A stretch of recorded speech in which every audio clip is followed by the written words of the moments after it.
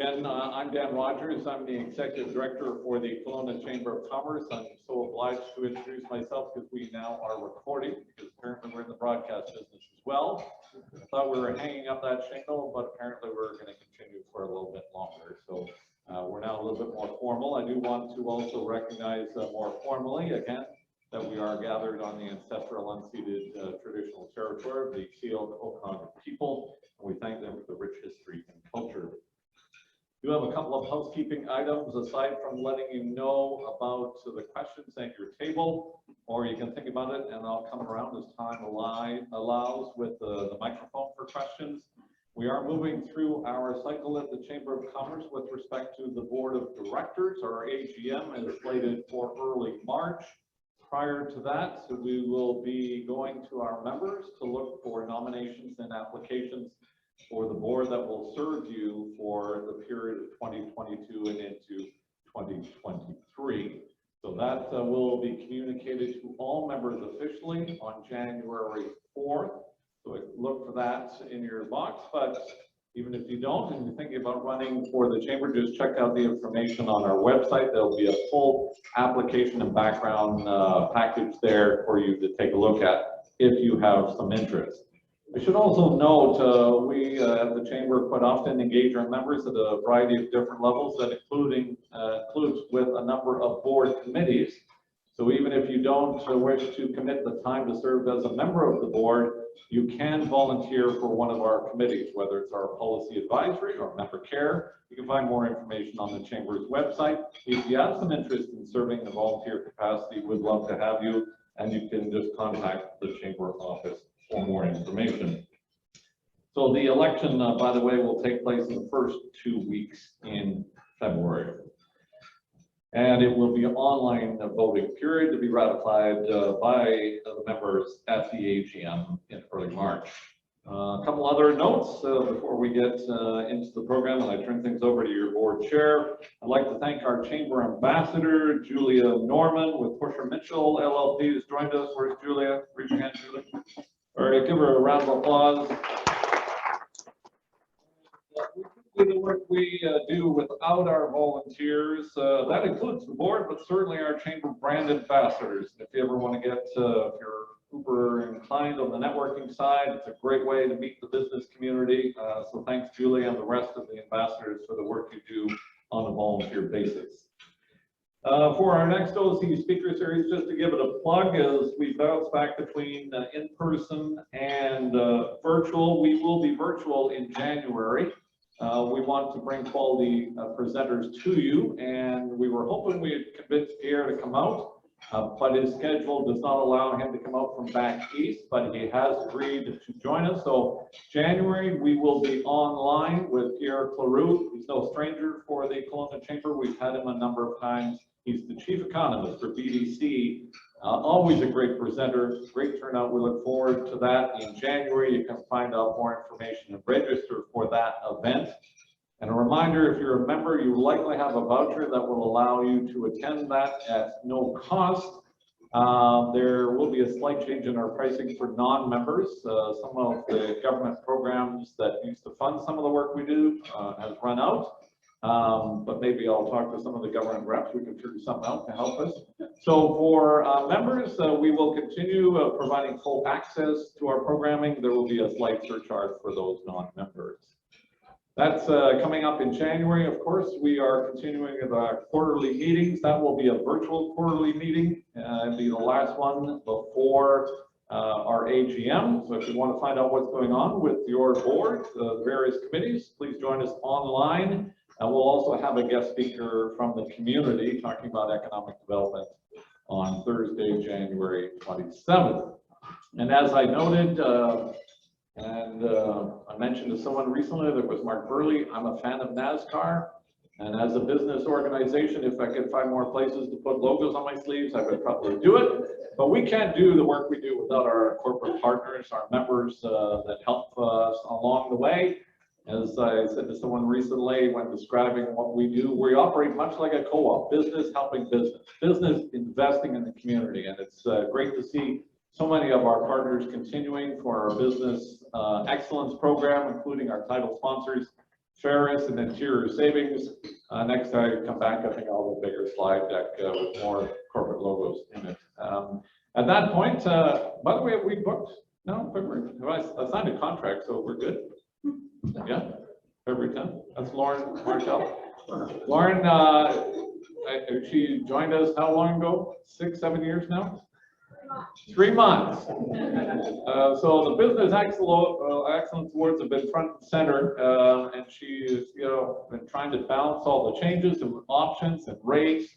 But finally, we signed a contract the other day, and we're pleased to be going back. And with all due respect to this great facility and other great facilities like the Ramada, we look forward to Max coming back to for another event. We will be at the Delta. It took a bit of negotiations, but we've got a good deal there, and we'll be on February 10th in person. More details to come up, including tickets. They'll be available starting, Lauren, tickets for the gala next week, week after that? I'd like to. There you go. So more information forthcoming. This time I'm going to turn things over to your chair of the board to provide official greetings. Please welcome Mr. Jeffrey Robinson.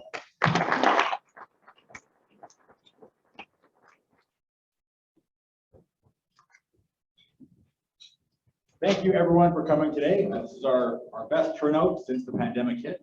Numbers keep going up, and it's great to see friendly faces in a room together. Lots of smiles and lots of good reasons to celebrate coming through this year together.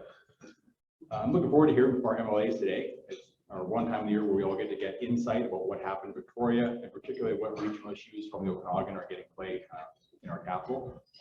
I think we're going to have a great discussion, and I hope it sparks lots of discussion at your tables. Before I start, I want to acknowledge the other directors of the Chamber Board in the room today. We've got Pamela Pearson, who's taking a photo right then, Derek Gratz, Derek's at the back, Ellen, I saw up front earlier, and Maxine DeHart, who everyone knows in the room. I also want to recognize some past presidents of the Chamber. We have Tom Dias in attendance, Karen Hawes, and also Steve Thompson, a recovered politician. And so with this being our final event of the year, I need to take this opportunity to recognize someone very special. Each year, the Chamber has a board of directors, and most of them put in a lot of work and a lot of very hard work. So it's always difficult to choose your director of the year. But we do it based on merit and their contributions, sometimes exceptional service, attendance at events, and participation in committees. And this year's recipient has all those qualities. And so I'm going to call up Robert Scott to accept the Director of the Year Award for 2020.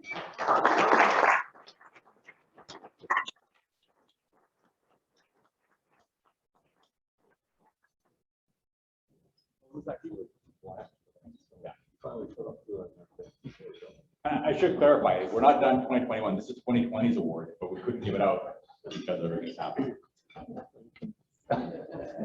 Is that the FAA? We actually, yeah, it's the FAA Up on there? How do we do this? I'm not sure. Do I take this off? Yeah, there we go.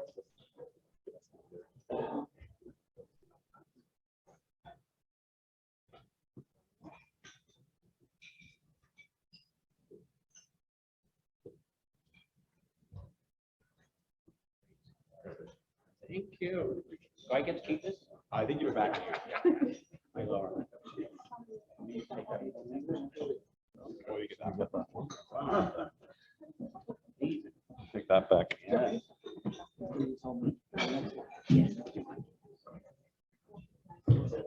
One more round of applause for Robert, please.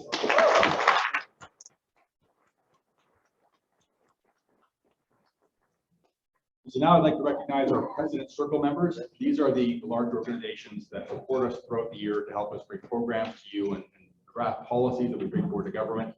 And so they're on your screen. They're Interior Savings, the University of British Columbia Okanagan, M&P Accounting Consultancy and Tax, and Rogers for Business. I also want to acknowledge our Growth and Catalyst members. As you know, we are the voice of business in the Central Okanagan, and it's the support of members like these that let us have the staff and the resources to bring forward our programming. And so we want to thank all of them for their unwavering support. Finally, I want to showcase our Chamber Group Insurance Program. This is a major supporter of the Chamber. It's also a great benefit to our members. It provides group insurance with a large risk pool. Basically, all members that join share the same risk pool, drives down rates, and lets you provide better benefits to your members. If you're interested, track down Tom Dias or Sun Linden, and I'll fill you in on all the details. So with that, I'll turn it back to Dan, and I'm looking forward to hearing from Ben, Norm, and Renee.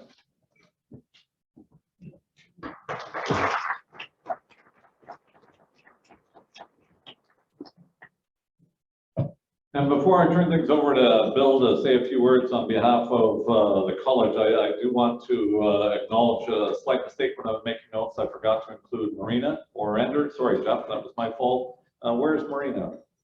Where is she? Oh, from the board, from KPMG. Give her a round of applause. So thank you. At this time, I'd like to turn things over to the Dean of the Business School. Give him a big round of applause. Pleasure to have him back, Phil Gillen.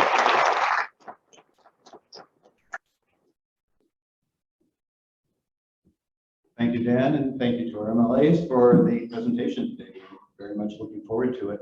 I want to assure you all that, first of all, the School of Business truly enjoys being able to sponsor. It was a great opportunity to be able to sponsor the luncheon that we've been doing for quite a few years.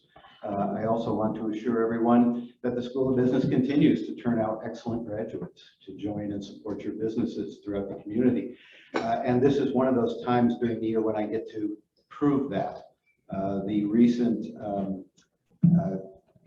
intercollegiate business competition at Queen's University has been held, and we are sending 4 teams to the finals this year, which is quite an achievement.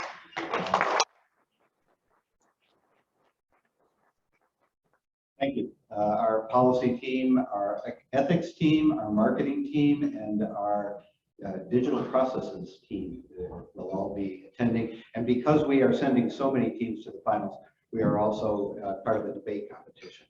So it actually means 5 teams that are going.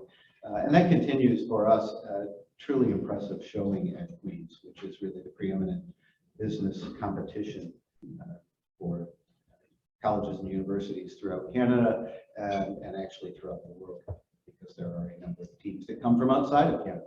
So again, a continuation of great achievement that we're delighted with.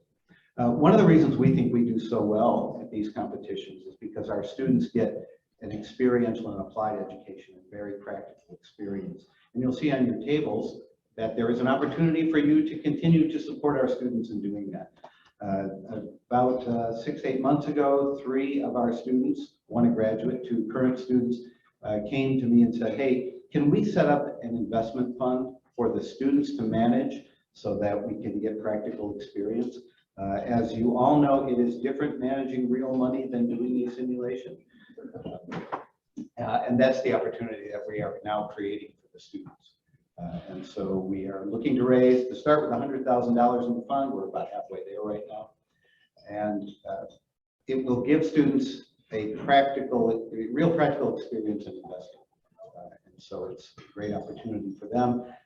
As they go forward, as their surplus is developed out of that fund, it will go towards student bursaries and scholarships.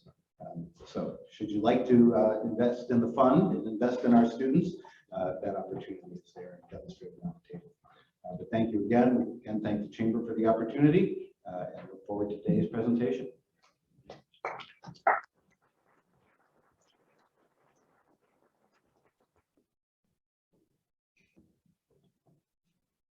Well, thanks, Bill, and thanks, Neil, and for the college for the continued support of this speaker series and the dialogue that takes place not only today, but has taken place in the past, and we look forward to a long, strong relationship moving forward.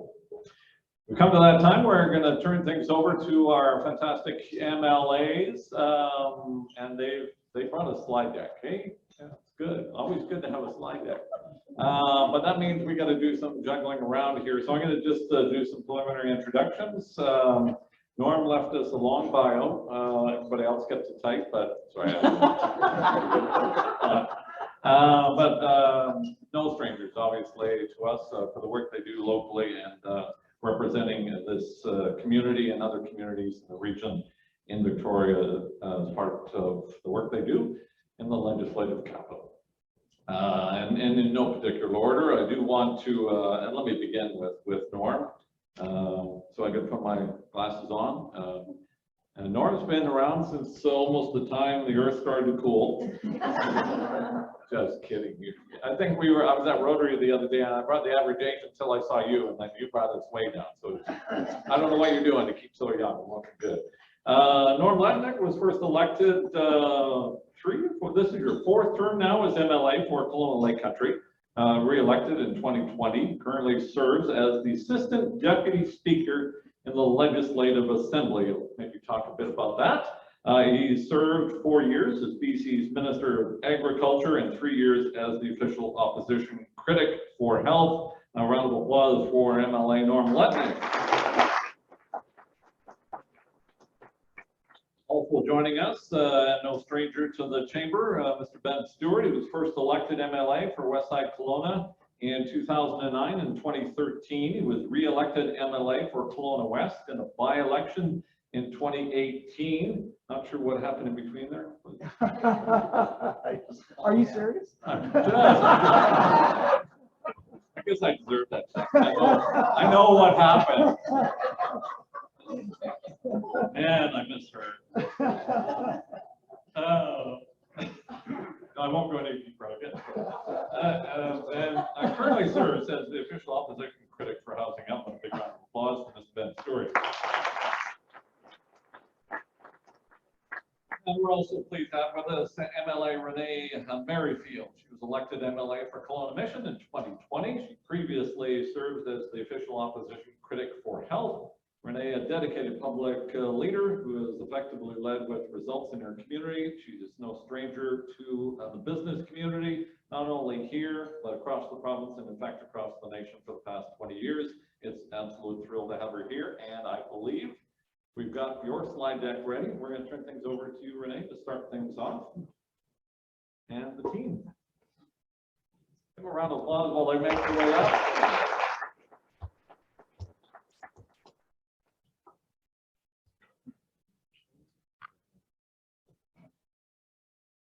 We'll have to move this slide forward. Oh, it won't work. All right, I was feeling really bad about not looking like my photo today because my hair is up and I'm wearing my glasses until I saw Jeff's photo. So I'm feeling much better about it. You know, nothing like a little COVID to really stall out the headshots, right? Right? You guys know what I'm talking about. It's an awesome pleasure to be here today. It is my first time because I am the replacement for Steve. Steve could probably get up here and do a better job than what I will do today, but I'm going to try hard. I was talking with one of his former staff members the other day, and I said, Steve's one of the good ones. And she said, no, Steve's one of the great ones. Absolutely. So I am very privileged to have been mentored by him, but I am not quite filling his shoes. But they are a size 13, so I'm working on it. I wish that today I could start off, because my job is to start off on the economy. I wish I could start off by saying the NDP have a fantastic plan for our economy moving forward. Yeah, no, I can't. No, I can't. But what I can say is the NDP have added 24 taxes since 2017 to the business community. I can also say that our competitiveness as a business community has been eroded. This summer, I spent a lot of time meeting with business owners across BC.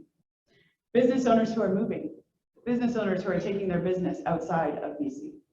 And the number one thing that they talked about over and over and over again is we're suffering a death of 1,000 cuts, but every cut is getting deeper.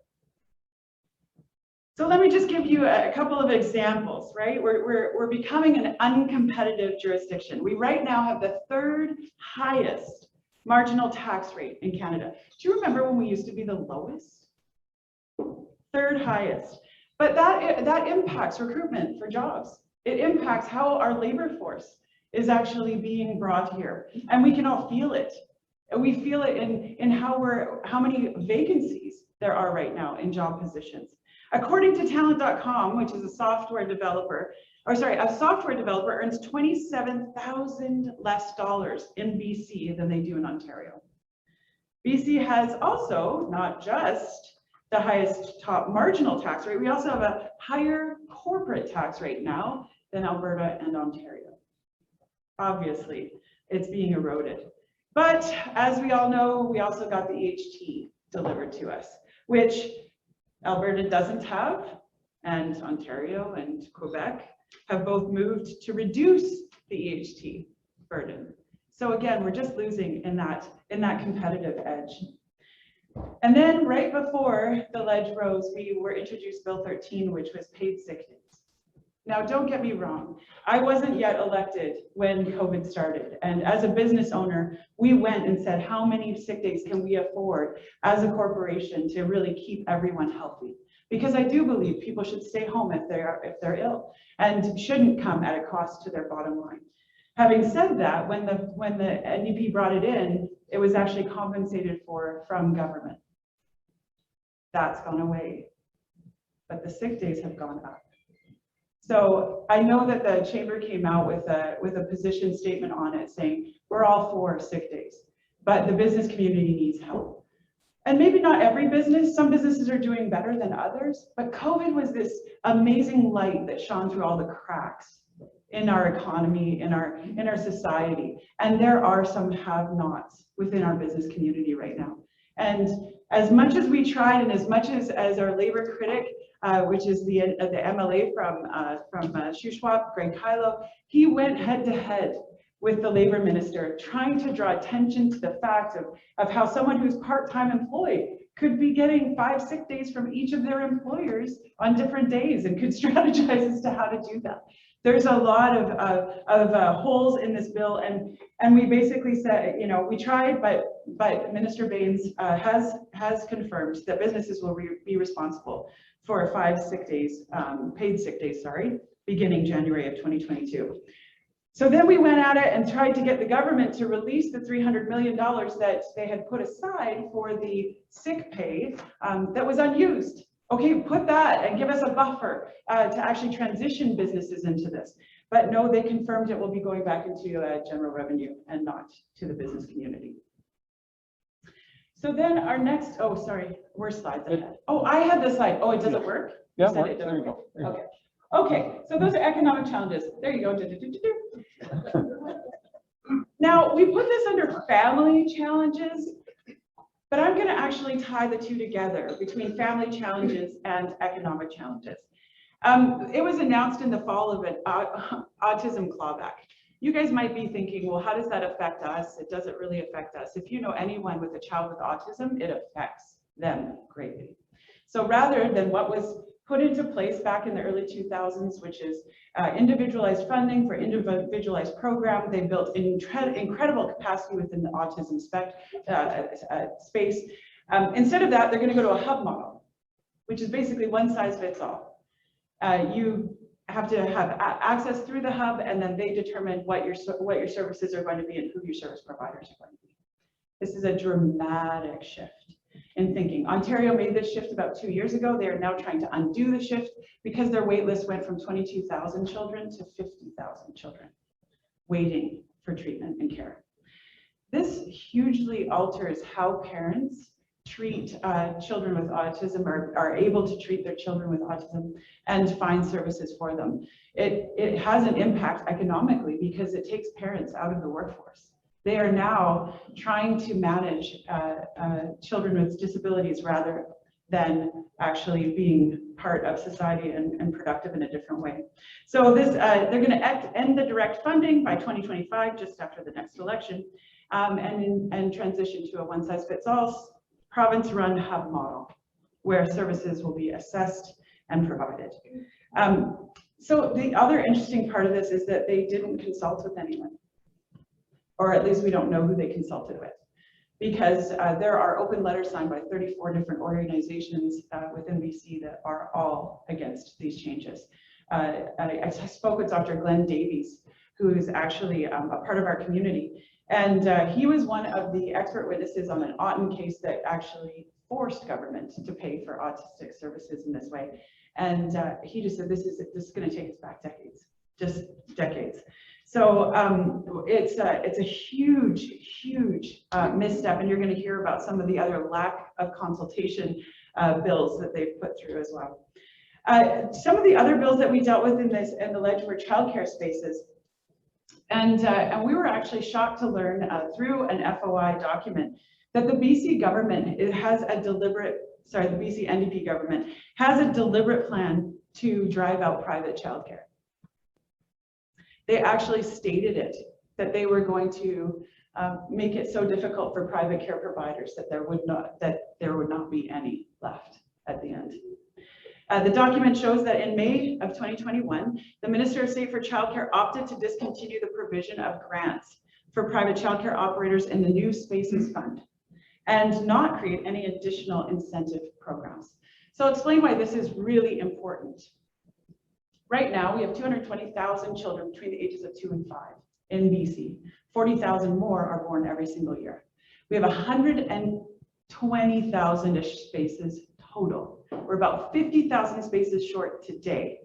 And in 4 years, the NDP have only added 6,300 spaces to that number. It's 1,500 a year. But out of that 6,300, just over 4,000 of them are in the private sector. But they want to basically discontinue all the private sectors. So the private sector is the only one responding to the need at this point. So if it sounds like I'm incredulous, I'm incredulous. And the studies that have been done in Quebec childcare system actually show that the childcare system in Quebec has led to greater employment, a larger labor force, more equity in the gender pay, etc. So this is just going to further escalate BC's childcare space shortage, and it's a really big, major setback to affordable and accessible childcare. I get all the difficult ones, and so why is that important? Why is childcare important? Well, because it's part of what we need as a business sector for our employees. I speak as a mother of many children who's had a number of different childcare opportunities over the years. It's hard, and you need it accessible and you need it affordable for whatever you can afford at the time. So this is a huge step, and they put through 2 bills in the fall that will basically pave the road for this state-run type of a system. The next one is the opioid crisis. The numbers came out yesterday, and I apologize if I'm emotional. One of those numbers, one of those 200 was a friend of mine. They're not going to have a funeral because there's so much shame associated with it. It is real, and we keep talking about these as statistics, as 1,782 people that have died this year alone of illicit drug overdoses. But it's not, it's people, it's a brother, it's a sister, it's a mother, it's a father, it's a son, it's a daughter. And until we start treating it like that, we are on a very, very bad path. And it's possible to change the trajectory. You know, if we look at places like Portugal, you know how many opioid deaths Portugal, whole entire country of Portugal has had this year? 26. 26, 3 times our population, they've had 26 overdose deaths. We are not dealing with it properly. And instead of actually creating a complex care facilities, what they are doing is hit and miss. So it's a shell game. They've put forward some new spaces in treatment, but they've taken away other ones. So net new, I think the minister actually acknowledged in the Okanagan is 6. $500 million investment this year. And I have to laud UBCM and some of our mayors who have stepped forward, and our mayor here, Colin, and sorry, your worship, do I have to pay your worship? Colin is just Okay, fine. okay. I think we did a panel. We did a panel once with my brother, and my brother and I had a bet as to who could call Colin his worship more times.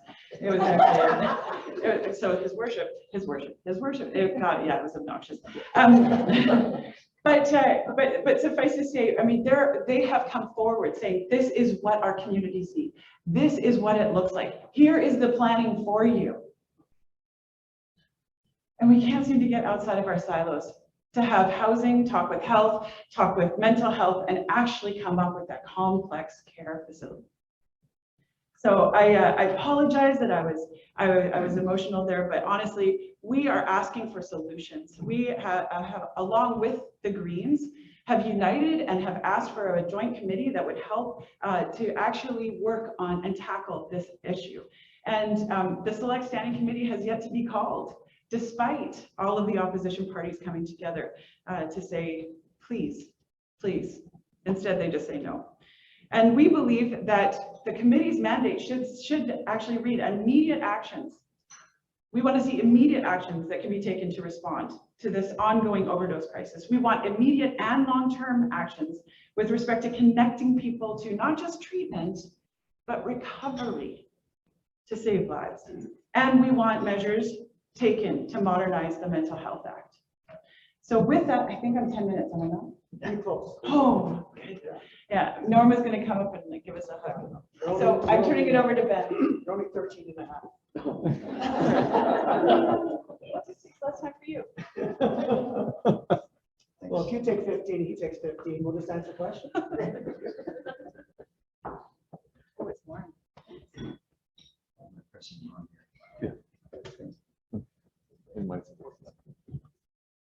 Just on the right side.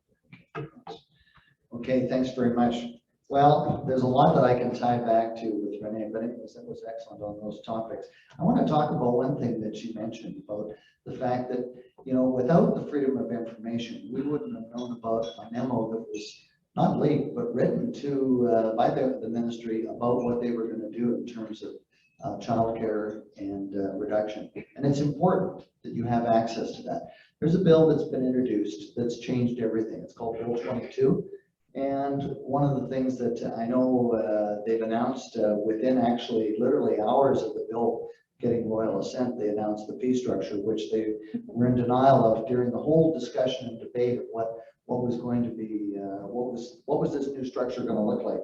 I think that one of the things that it's significant because they didn't do a consultation. They appointed a committee, and that particular committee is actually chaired by Rick Blomack, one of the MLAs from the government. And essentially, they never called the committee. They just essentially went ahead, didn't consult with the privacy commissioner, who actually, by statutory law, has the responsibility to oversee and make certain that the rules around privacy and protection of privacy is something that is taken responsible in the sense that it makes certain that people's protection of privacy is taken care of. One of the things that is going to be changed dramatically is the fact that they're going to start storing information, or it's allowed to be stored outside of Canada or outside of British Columbia. And we've always stored the information here in British Columbia. There's a data center in Victoria. There's one in Kamloops. We built one when I was a minister. But what's happened is that now we're going to put it off in the cloud, and it's going to be subject to rules that, like the U.S. Patriot Act, that essentially allowed the Americans to do whatever they wanted to do with that data, or with other countries that maybe don't have the strong protection of privacy rules. So I think that there's two things, data linking and data residency, and those are very important things. And you're going to find that the fact is that they've changed it so it can all be done by regulation, no consultation with the oversight with the privacy commission. And so it's very concerning. And I will just read one quick clause here from the privacy commissioner. An overriding concern with Bill 22 is the unknown impact of the key amendments because their substance will only be filled in through regulations about which we know nothing. The proposed repeal of data residency requirements is concerning. He goes on and he lists out all the details about what his concerns are. So I think that more importantly, it is a concern about the choices and what they're doing. I want to touch on housing. Let's see if I can get the slide to move. Perfect. I want to talk about that. I know that His Worship and I have discussed this many times, as I have with many other mayors and councils around the province. First of all, one of the things that I think is most surprised that the average cost of MLS listed real estate is $964,000, just under $1 million, an 18.9% increase from $811,000 recorded in October of 2020. Benchmark price for homes in the Central Okanagan, North Okanagan, and Shuswap-Revelstoke regions have consistently been double-digit percentage increases in year-over-year comparison in all home categories. And I think that one of the things that we're, concerned about is the fact that there's so much red tape. And this isn't just at the local level. This is bureaucracy. And his worship mentioned to me recently about the fact that we have this unknown consultation with Ministry of Transportation from 800 meters on either side of the center line down the highway. And it delays the process of getting approvals. Well, what's in that 800 meters in the city of Kelowna, West Kelowna? It's a lot of territory. So I think that we need to work better together to find solutions. A lot of the promises that you have heard about 114,000 new affordable homes in low and middle income is something that would be created. And to date, there's 5,296. So we're not really getting to the numbers that the government promised back 4 years ago. So renters are paying way more. They're paying almost $2,400 a year more in the rents. And I think that, the problem really is the supply. I think that that's going to be a terrible problem for employers because the people, you can't attract them here. I mean, Renee's talking about, the jobs, that, the opportunities, and the fact that people are being paid less in British Columbia, the cost to employers is so burdensome. How about when it comes to finding affordable housing space for your staff? I think the other thing that's kind of scary is that recently the minister, this headline that came out just at the end of November was the minister hints at withholding funding to municipalities who afford affordable housing proposals. That's concerning. And they've already used this. They've used Paramountcy, and Paramountcy, as you saw in Penticton, but also in Vancouver, Victoria, Kamloops, has been used to drive the BC housing agenda, which isn't always aligned with what the community is trying to do. So anyways, it's a concern. And I guess the last thing, and I want to talk a little bit about forestry. Do I have time now? Okay, thanks. Okay, I want to make certain that you know about the forestry. And we broke on November the 26th, came back home, and right away there's an advertising campaign talking about the new forest laws and what's happening, looking forward, looking up, all the things that are changing, etc. Well, one of the things that, I met with some of our local forest companies with their forest critic. Matter of fact, we had a roundtable here about a year ago. We had over 40 companies that are associated with the forest industry right here in a room next door. And the bottom line is that their concern is making certain that, number one, it's affordable. Secondly, they want to make certain they have access to fiber. And what's happened is with these two bills here in particular, have taken a lot of the fiber supply through a process that they're essentially using. They're saying that we're saving old growth timber, but some of the mills, and not just here in the central Okanagan, but in the Shuswap, up over in the Kootenays, etc. There's going to be mills that are losing through a deferral process with the maps that have already been published, up to 85% of the current fiber supply they have, and they have to work hard to get fiber. I think anybody that's in the forest sector knows that the fiber supply is the key. It's your lifeblood to being able to do, whether you're making pellets, you're value adding, or you're making, dimension lumber. So I think that, one of the things, this is acknowledged by the government that there's going to be job losses, about 4,500 is the government estimates, but the Council of Forest Industry says it's closer to 18,000. It's a big number regardless. These are whole communities that are going to disappear. And we've already had all sorts of mill closures, but the bottom line is that this is going backwards and not necessarily looking forward about how to work on the ground and make certain that we're doing a better job with both forestry, but the renewal of forest products. I know that Nick Arkell tells me it's the miracle product, and the fact that you can go back on the Coquihalla and see where Gorman's planted forests back 40 years ago. Those trees, they're not ready to harvest yet, but you can see how quickly they come back. So the bottom line is that these bills in particular are going to take a lot of product out of the operation. So I think the other thing just in Bill 23 is what they call special purpose areas. It's a way of taking areas that are already in an allowable cut and being able to designate inside of that we're going to take that out and give it to BC Timber Sales, or we'll give it to the First Nations, but we're taking it out of your area. And there will be compensation. It's not defined as to what it's going to be, but it's concerning that companies that have invested so heavily in having an area where they can cut timber is able to make certain that they have certainty And that's really what it is. This process is going to take years. And you know, when you have a business and there's uncertainty, it gives you that inability to kind of plan your future. And that's really what we're concerned about in these bills. These 3 bills that were brought up here, all of these bills were forced through closure and forced to royal assent, meaning that they cut off debate. Some of these bills only landed in the legislature within the last 2 weeks of sitting. We sit 4 days, they open up a second house. It's not the way to properly discuss something that has such huge ramifications. So on that note, I think I'm going to turn it over to Norm.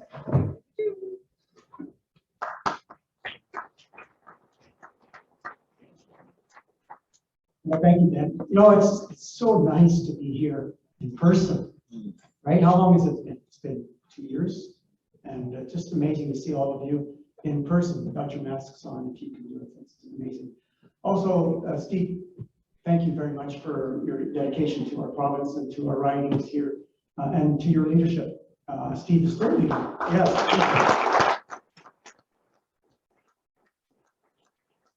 Steve is still leading in our community, Meals on Wheels. He's the president of one of the Rotary clubs. He's just continuing to show the grit that he has. He's an amazing man.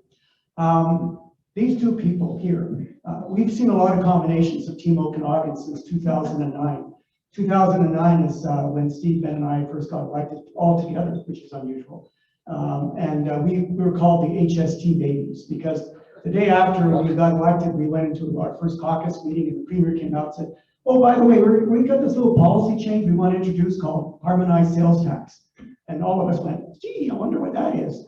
And well, for a few months after that, it occupied everything. But 2 people that have active leadership experience in business representing us here locally, and of course, Steve being past president of the chamber. You do really well, other than me, of course. You do really well in electing leadership people to these positions. So thank you for that. What did I want to talk about? Well, Dan introduced something, which is, what's my job? I'm currently the assistant deputy speaker. So you all see in question period, you got Raj Hall, which is the speaker. He's basically the referee. Once question period is done, he's gone. So for most of the day, you have 2 deputy speakers being referees in the legislature, making sure these guys don't rip each other's head out. And sometimes it gets pretty heated in there. So the other deputy speaker, who's with the government side, and myself, we swap every hour, and we're in the big chair and we're managing things. So what Raj has told us to do, the current speaker, is he's asked us to be nonpartisan. So when we were asked by the chamber to be a little partisan and talk about all the bills that have passed through and put our lens on it from the Central Okanagan on those bills, I have scratched my head and said, what can I do, Colin, your worship? What can I do as part of this? And so I pulled out a couple of things that I want to talk about. Yes, they won't take 13 minutes, Renee, so that's good. Got you timing. I'm timing myself. All right, so this button, the button on the right. Yeah, there we go.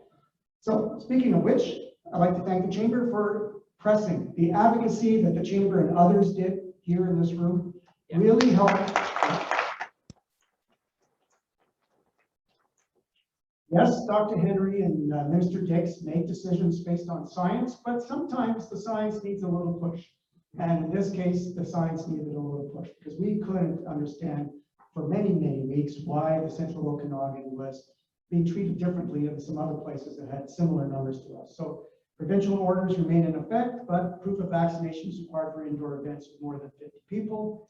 Indoor events are now allowed at 100% capacity, and outdoor events continue to have capacity restrictions of 5,000 people in case anybody wants to organize something that big. New Year's. Your wedding, maybe? I'm waiting for my invitation. There are no capacity restrictions for indoor, outdoor personal gatherings. Remember that for Christmas, in private homes or vacation rentals. And it is still recommended for groups to keep small and gather outside whenever possible. So one thing though that is different is the gaps, right? The gaps between COVID restrictions and COVID supports ended quite some time ago.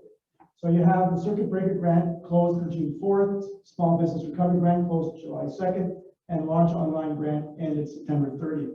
So, you know, we as a opposition press the government on these gaps, because it's one thing to close businesses or restrict businesses' ability to make some money, but it's another thing if you don't have those supports. So we continue with that.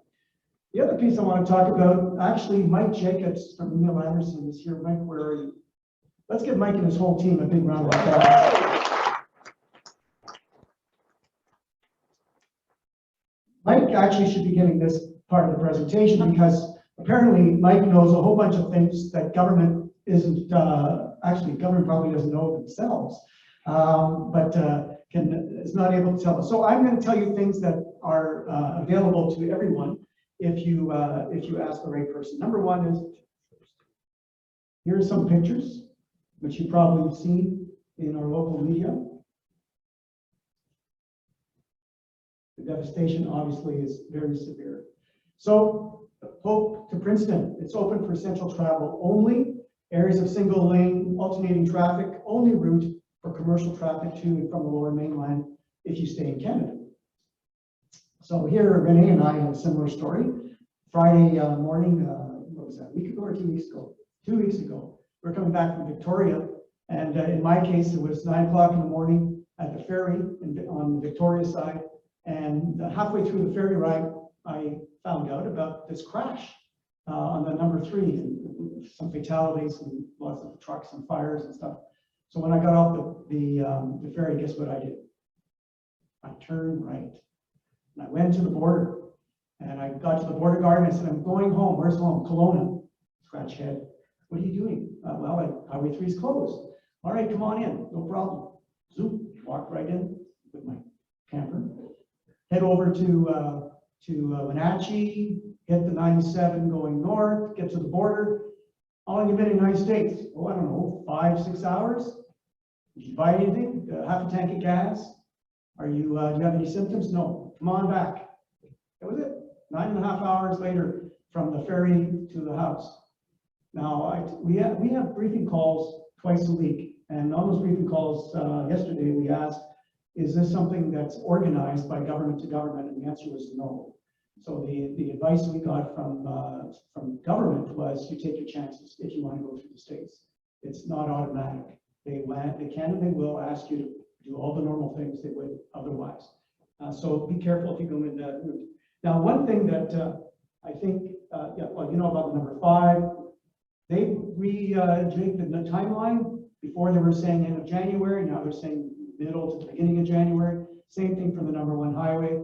And what they're saying today is when it does reopen, it's going to be essential traffic only, but subject to changes depending on what they see on the roads, right? So we're hopeful. I'm sure Big White is very hopeful as well, along with a whole bunch of other businesses, that we'll see people be able to travel just for travel purposes at some point in early in the new year. So, but one thing I wanted to add, 99 Pemberton to Lillooet is open to essential travel only. What is essential travel? Okay, so if you're one of these things, transportation, essential goods and supplies, transporting livestock, agricultural or seafood, responding to emergencies, including search and rescue operations, evacuation for medical reasons, transporting essential personnel, highway and infrastructure repair and maintenance, commercially transporting goods and supplies, returning to your principal residence, that was us, returning a child to their principal residence, moving your principal residence, going to work as an essential personnel, not just going to work so you can work 4 days and come back 4 days, picking up your child from post-secondary, assisting a vulnerable person or at-risk person, exercising Aboriginal or treaty rights, media members traveling to report on flooding and mudslides. So basically what's not included is your regular tourism or your regular just I want to go visit my family. So that is the difference. So be careful if you're doing that. Here's what is essential travel. Here's what isn't. Going to school or work, tourism, visiting for social reasons, shopping, or recreation. And I already told you about our little Highway 97 to US number 2 to US 15. I-5. Yeah, oh, sorry, I-5. Great. CN, I just want to touch briefly about CN. CN crews work 24/7 to repair their line. And thankfully, both the CP and CN lines are open now. We're seeing the supply lines come back. We're seeing the bottlenecks being removed. And CN tells us that they will have everything caught up in the next few weeks. So that's really, of course, something that teams rely on here. And they're looking at working through the trains on the prairies right now. Everything between Edmonton and Vancouver is done. Now they're just working on the prairies. And the last thing I'll leave you with, because I'm cognizant of my time too, there's the CN, is the impact on the economy. So Bank of Montreal has originally pegged GDP growth at 5.3% for the year, and now that's down to 3.8%. Business Council of BC has confirmed it will be cutting its forecast, which is originally pegged at 5.8%. And the assessment of major costs and economic impacts of the province, subject to change, is $7.5 billion. Yesterday in the call, we tried to get an accurate number, and maybe Mike, you can tell us what the damage to our highways was because of the storms. And there's some reports of about $2 billion out there. Michael, is it higher or lower, or is that good? He can't say. See how good he is? He's amazing. So with that, that's 10 minutes for me. Again, a privilege to be here representing the people of Kelowna Lake Country and all of you, and we'll be happy to take your questions. Thank you.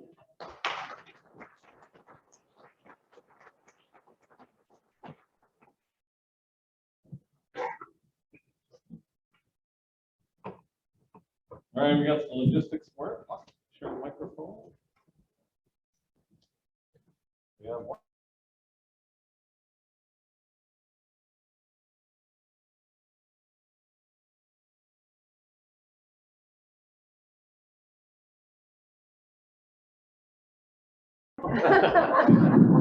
And Lauren, Hi, Dan. oh, look at that, it does work. Comes to the time, and I should try and do. Question. So, anybody throw one out or have one? We have a few minutes to take some questions or comments. Excellent. Don't be shy, please. And if anybody else has a question, put your hand up. Hi, Marv Beer from the Association of Interior Realtors. To your transportation things are just curious why they don't put all the trucks onto the trains and get that traffic off the highway to allow for personal travel and other travel. Well, I'm not an expert on that, but we have those briefing calls, and I haven't heard that that option on the briefing calls, so I'll be happy to bring it up next time. Okay. I don't want to make a guess on something when I don't have the expertise to answer that. So I would guess. you want to get, there's your mic, go ahead. Oh, okay. How did you get yours on? Check. I guess we're sharing the mic. Check. We'll double check on that, but in the meantime, maybe Norm can relinquish a little bit and share that microphone. All right, my guess would be just where it all goes. So not all communities would be served the same way with the trains as would be with the highways. So there is some of that. I mean, we've also suggested, why are we not using more cargo airplanes? Why are we not, like, we've come up with a lot of different ideas, and some of it's just a lack of coordination with all the different levels of government and trying to do everything on an emergent basis. I think these would be things that they'd be working on and getting in place, because the highways that are open and closed with crashes and other things, so these lifelines get cut off. So it's an interesting. Yeah, even with the holidays, I raised the question the other day about why not have a time of day where transport trucks can travel and it's exclusive for them, and then let non-essential travel, people that want to visit or, need to see a family member. We went through this with COVID. I mean, the idea that we can't accommodate it, I just don't think is reasonable. We've raised that with transportation. We've had twice weekly calls, so we're still waiting for the government and minister to respond on that. So. One thing, when we have MLAs on the ground that can really feed information back to the ministry, it helps. So Jordan Sturdy is our MLA in the Sea to Sky area, and the Highway 99 is closed for non-essential travel. And when you're on the call, they say it's because of the high volumes, but he actually lives on and uses the highway all the time. And he basically said the highway is actually not being used at all. and suggested something different. So there is an opportunity for MLAs to move the dial, as we saw with COVID, for example, removing the restrictions, but it just takes a while. All right, we have time for a few more questions, and I'll make my way around. Just a reminder, we are recording, so we want to use the microphone as best we can. We have a question here. Thank you. Renata Mills, Festivals Kelowna. We produce outdoor events, a bulk of which are downtown and public spaces. And I also sit on the board of the Downtown Kelowna Association. The location of our office is actually right next door to the Mission. So I'm seeing daily many of the poor souls on the street who have various issues. And it seems the conversation we hear at our own board meetings, generally amongst my peers, is the need for the complex care approach. And I heard the comment about siloing, and it's making us all crazy. So how can we as business leaders put some pressure on moving that dial so that there are more homes to get these people the care they need? Because some of them need way more care than others. Well, you continue writing your letters, continue advocating, continue through City Council, Colin and his great team on council to push that. We hear it all the time. We recognize and support. We meet with City Council on a regular basis, either mayor with us, 3 MLAs, or through the chamber that organizes multi-level, multi-government meetings on a regular basis. And then we have the opportunity to press the government. And the biggest time we can do that is either in question period or in something called estimates. So once the budget is brought in February, then each minister has to stand and defend their budget. And over the years, over my 12 years, some issues actually get moved on because of estimates. So that's what we would do, is we would continue to press, continue to support the City of Kelowna in their advocacy for exactly that kind of facility as a pilot project. And from what I'm hearing, and I'm sure Colin's hearing the same thing, is the government wants to move forward with some pilots around the province, and of course with Kelowna's good collaboration with the current government. Hopefully we'll see one of those help with our people here. But just don't stop. Don't stop telling the stories, seeing the stories, you know, working with media to tell the stories, working to voice what needs to happen, how it needs to happen. It allows everyone else to move to echo and to use your voices as, you know, and have ours amplify, so that it's not just us coming with our great ideas, but it's actually, this is what needs to happen in our community, and look at how the community is behind it. So it's very powerful, and yeah. This was canvassed quite a bit in housing with the Minister of Housing. The Urban Mayors Caucus, which is one of the co-chairs, has raised this as one of the most urgent needs, because Kelowna has more than fulfilled its commitment, and I know that they've said they need more housing. The situation really is that based on what you just saw there with the other bills, the consultation, I suspect that there's not going to be very much. They think that they know best. I think that really the communities know best, and they need to help define that. So write your letters, send it to us. We'll make certain that we send it on to the ministers of housing, health, mental health, and the premier. We'll make certain that and they do listen to us. I mean, if we continue and you have ideas, bring them on. We have time for another question, if there is one. This is your chance to engage your MLAs, so I don't want to miss the opportunity, or maybe you're all really happy and want to get back to work because you never been working. All right, last chance. All right, I'm going to make a quick comment, and I'm going to turn it over for you guys to what do we look forward to, or in 2022, what are your top 3 things you're keeping an eye on, or when you reflect on 2021 as we approach the end of the calendar year. I know we all we're happy to say goodbye to 2020, and then we had its twin in 2021, and hopefully we don't have 20 triplets in 2022. So think about that. But I will say, as a comment from our perspective in engagement, and if I could make a comment, and we're a nonpartisan organization on HST, frankly, we've had a discussion among chambers, a harmonized tax makes sense. The challenge is, if you don't have engagement, and get people, you lose trust. You cannot make change without trust.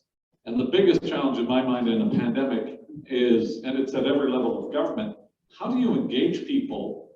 Because it's constantly time consuming and the mode doesn't allow for engagement. And the city's got to face this challenge, as does government, because you have to engage people.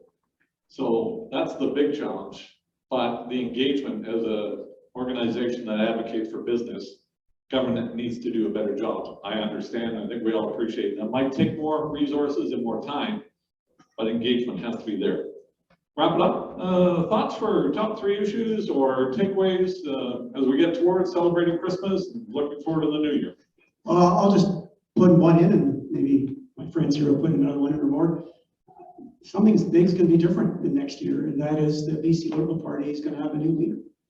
We're going to have an awesome leader of the official opposition that has a 3-year window to get ready for the next provincial election. And Shirley Bond is doing a great job as leader of our party, leader of the official opposition. But at the same time, we all recognize that it has been, for the most part, holding the government to account, holding their feet to the fire, but also making sure the runway is open for the new leader. And the new leader is going to be elected February the 5th, and then we'll go right away into session. You're going to see quite a powerful opposition, making sure that the government of the day, the NDP government, holds true to your priorities until the next election. So I'll do one personal and then I'll do one sort of as a community or as a society. And the personal one would be that there was a comment made on the last day in the House by Sonia Furstenau, who's the leader of the third party, the Green Party. And she said, you know, for the first time ever in this House, the opposition is truly a team.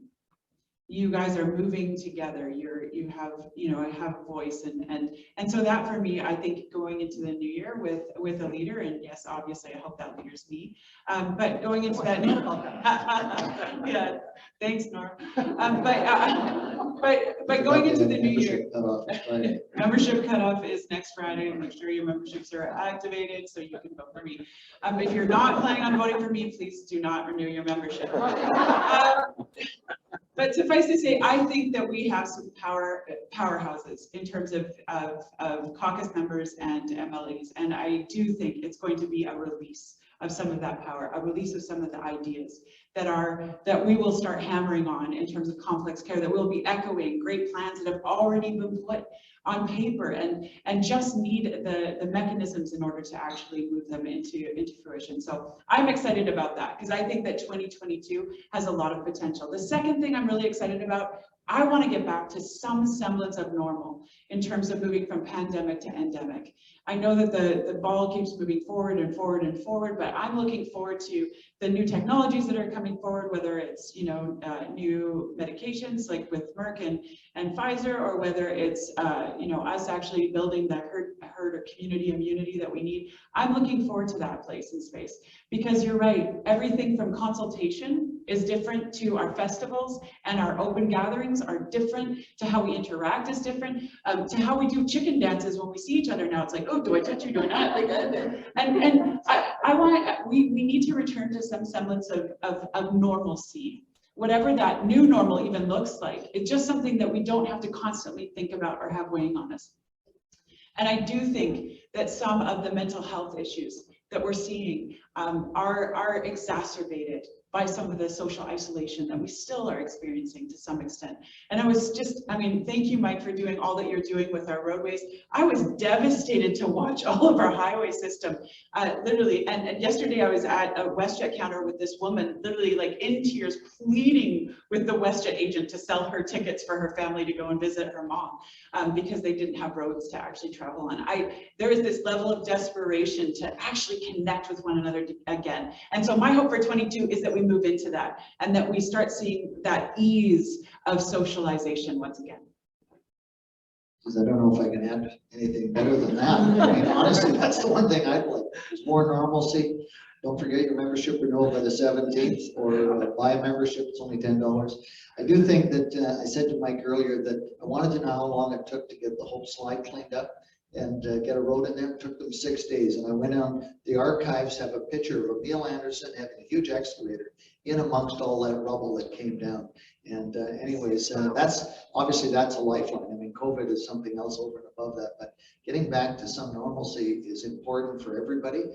Tourism, all of the things that Kelowna counts on, our community here, and just regular travel. I think that from a government point of view, one thing that I do think that you need to go out, and I hope that you will, is that they're not going to consult on some of the things that we would expect them to consult on. We saw that on Bill 22. We saw it on the forestry thing, forestry bills 23 and 28. You need to think, if the government is musing or you're hearing about things, etc., step up. Tell the government what you think. Make certain your voice doesn't go unheard. Otherwise, they will just go ahead and do what they think is best.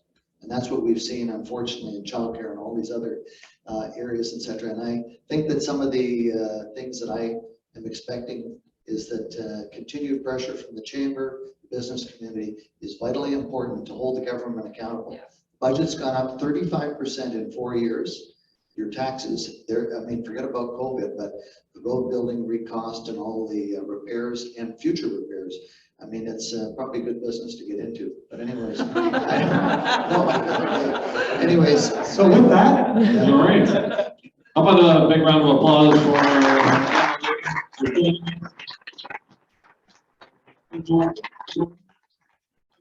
bus is really simple, right? We can hop on a bus and visit our relatives, right? Because we got a couple of good bus companies that are members of the chamber, E-Bus, etc.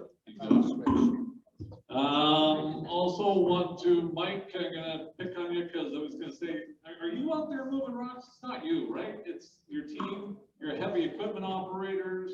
I was thinking the other day we should hug a trucker, well, safely. We should thank heavy equipment operators. We should thank those colleges that train these people that make it happen. So it's great to see. I'm going to give these speakers one more round of applause and invite Tom Dye, one of the central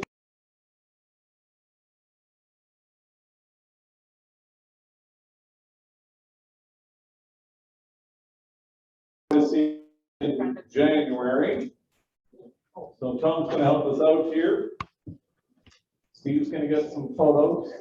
You want me? No, just that. Right. Yeah. Thanks.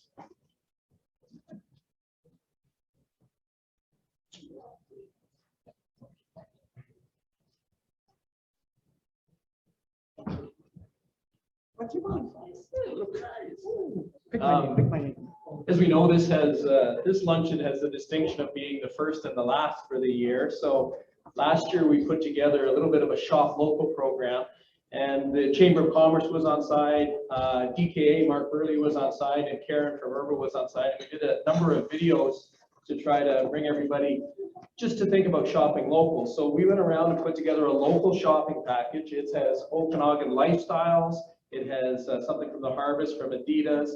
Vic has something from Torino. It's got some wine. It's got from Olivia's. It has some oils and some vinegars and things like that. And there's a restaurant gift certificate in there. So it has a nice value to it. And we just wanted to bring attention to the idea of everyone to make sure that everyone in here is probably very good at shopping local, but also tell other individuals to shop local, because as I understand right now, the majority of those Amazon products are kind of stuck off of the coast of Vancouver and they're not making their way into the port. So just a perfect opportunity to shop local. So we just thought we'd bring that to everyone's attention.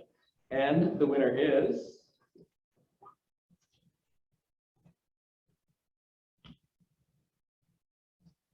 no glasses, I'm sorry.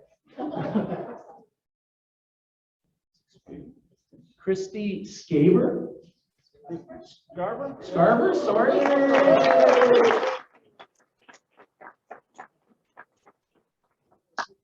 Come on up, Christy. It's very heavy. Cool. Yeah, it's that's okay. Okay, Joby. Open on the mic. Well, thanks, Tom, for those words, and congratulations for that. We have the Rockets tickets to give away now. Which game, I think? Who are they playing? It's on one of those slides. Upcoming Rockets game. Is it tonight? No.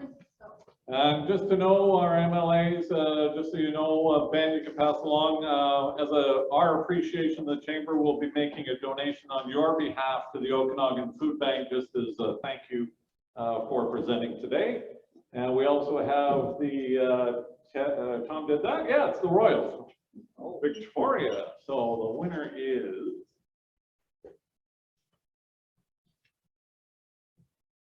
Derek Edstrom. Is Derek still here? There you go. Get to the hockey game. I'm available. All right, just a reminder again, next time we will gather will be online. It's a virtual OC Speaker Series event, January 25th. BDC's Chief Economist, Pierre Claroux, will be joining. He's always got a great presentation. We'll look forward to seeing you there. I want to wish you a very Merry Christmas and all the best for your family, your friends. May you stay safe and healthy. Get to know those friends again over the Christmas break, and we look forward to seeing you in 2022. Thanks very much for joining us today.